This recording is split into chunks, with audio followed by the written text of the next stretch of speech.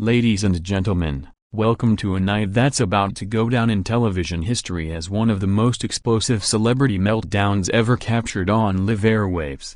Picture this, the glittering studio of the Graham Norton Show, bathed in those signature warm lights that make even the most nervous guests feel like they're among friends. But tonight, the air crackles with an undercurrent of tension that's thicker than London fog in winter.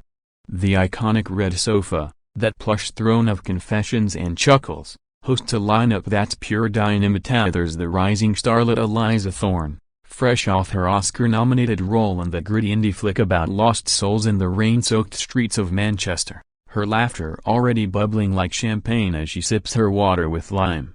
Beside her sits Marcus Hale, the grizzled action hero whose latest blockbuster has him leaping from exploding helicopters in the Swiss Alps, his biceps straining against his tailored shirt as he cracks wise about stunt doubles who faint at the sight of fake blood. And then, entering with the poise of a man who's danced with destiny itself, comes Prince Harry, the Duke of Sussex, no longer just a royal spare but a global icon of rebellion. His memoir Spare still flying off shelves like confetti at a coronation gone wrong, his Invictus Games legacy shining brighter than any tiara in the Tower of London. Graham Norton, that silver-haired maestro of mischief with a wit sharper than a guardsman's bayonet, bounds onto the stage in his impeccably fitted suit, his Irish lilt trapping around the audience like a cozy scarf on a chilly evening. "Good evening, you gorgeous lot," he booms, his eyes twinkling under the spotlights as the crowd erupts in applause that shakes the rafters, a sea of faces from all corners of the Commonwealth and beyond, many who've tuned in hoping for the usual cocktail of glamour and gossip. As the theme music fades, Graham settles into his chair, that oversized perch from which he orchestrates chaos with the finesse of a conductor leading a symphony of scandals. He kicks off with the light touch that's made him a legend, teasing Eliza about her character's steamy shower scene that broke the internet, drawing peals of laughter as she blushes and swats the air playfully. Marcus jumps in with a tale of filming in -20 degrees, his voice booming like thunder over the Alps, exaggerating the frostbite that turned his toes into popsicles with attitude, and the audience howls, clutching their sides as Graham mimes a dramatic shiver.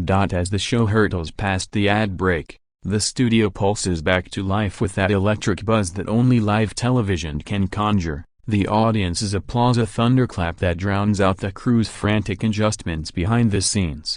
Graham Norton, wiping a mock tear from his eye, dives straight back in with the precision of a surgeon wielding a scalpel disguised as a smile, turning to Eliza Thorne, whose latest film has critics raving about her raw portrayal of a woman unraveling under the weight of unspoken grief.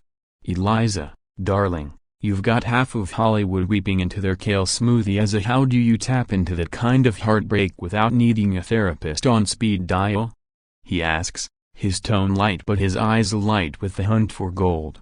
The actress, with her cascade of chestnut curls and a dress that shimmers like starlight on the Thames, leans back with a sigh that's equal parts theatrical and genuine, recounting the method-acting marathon where she wandered rainy London streets at dawn, murmuring lines to pigeons who offered better feedback than some directors. Laughter ripples through the room, Marcus Hale slapping his knee with a guffaw that booms like cannon fire, sharing his own war story of botching a love scene because the fake rain made his gelled hair revolt into a porcupine quiff, complete with a demo that has the front row in stitches. Prince Harry, ever the gracious guest, nods along, his interjection a smooth bridge about how acting mirrors the performative tightrope of royal life, where every wave and wink is scripted yet must feel spontaneous, drawing murmurs of agreement and a smattering of claps that acknowledge the depth without dwelling.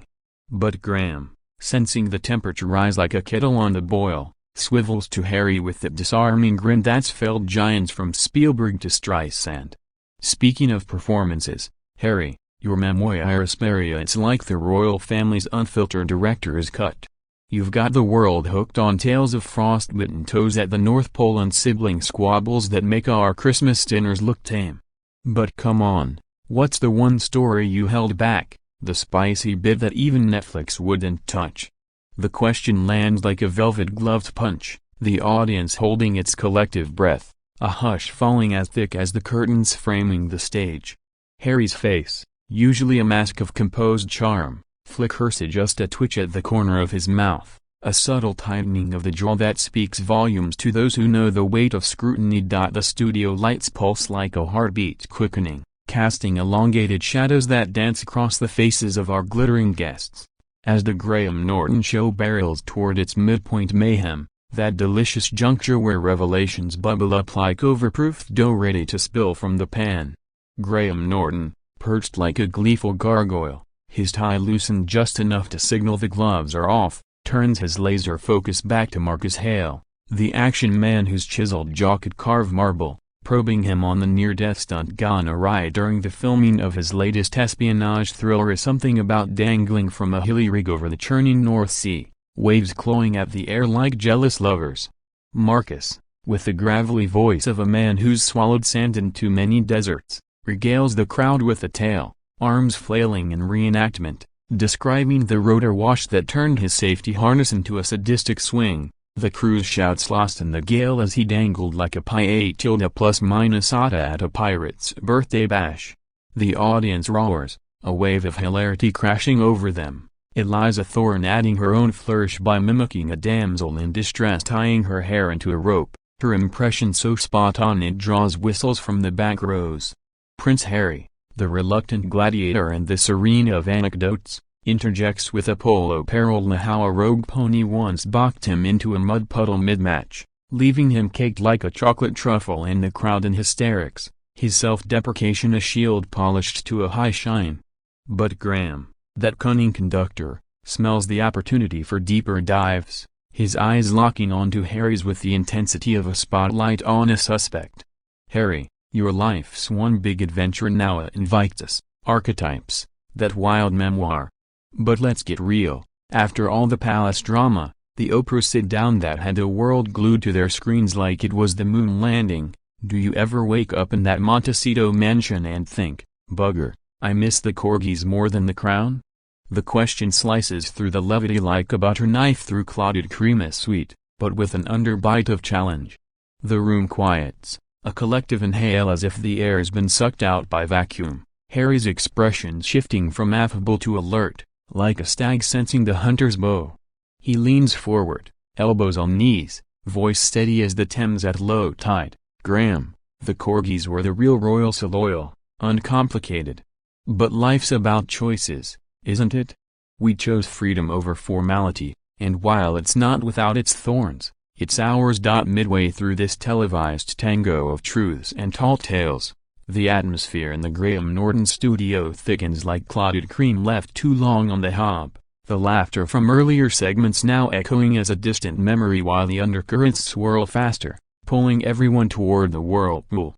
The red sofa, that confessional cum death trap, cradles its occupants with deceptive comfort. Eliza Thorne, her poise unbroken as she fields Graham's cheeky query on dating actors versus normals, her retort a zinger about method actors who stay in character during foreplay, drawing whoops from the crowd that rivals a football chant at Wembley.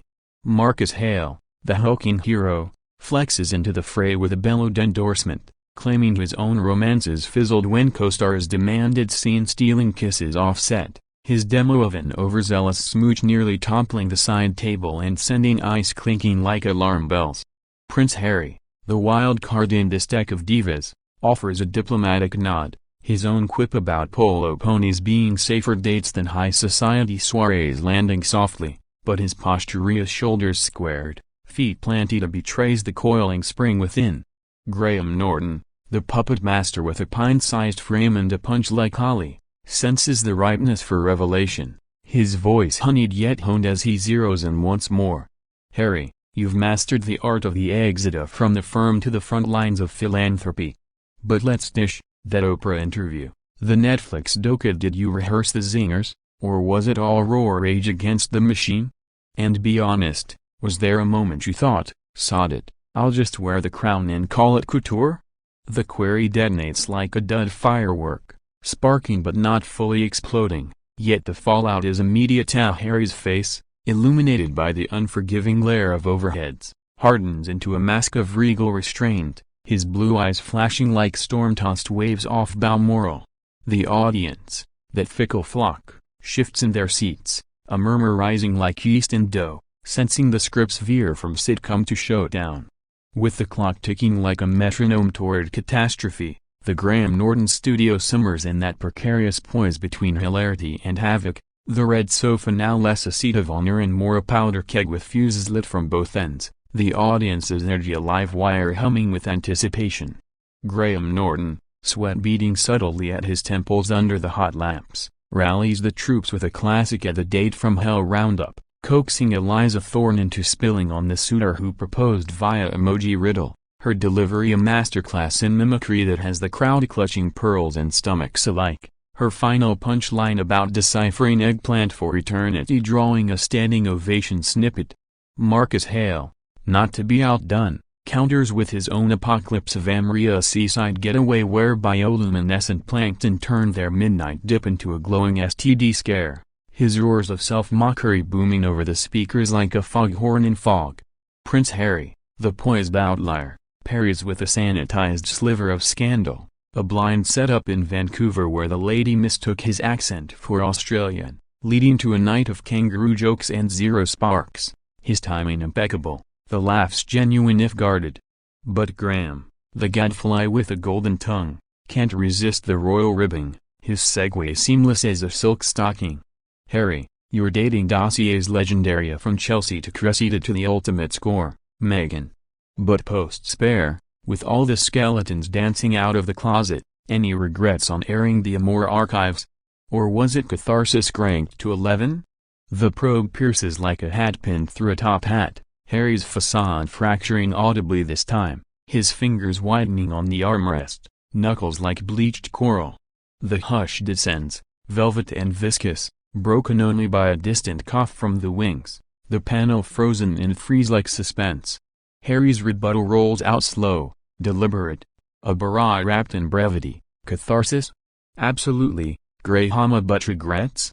Only that the closet was ever locked.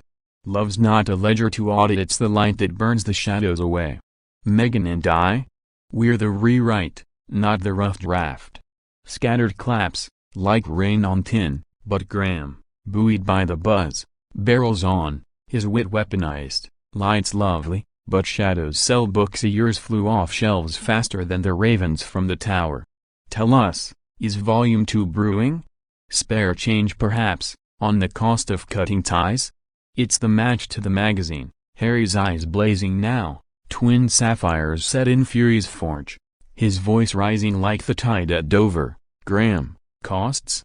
Try the toll of silence while the world spins lies like cotton candy. Ties cut? More like change chafe draw. Volume 2? Only if it's about truths too hot for your cozy couch.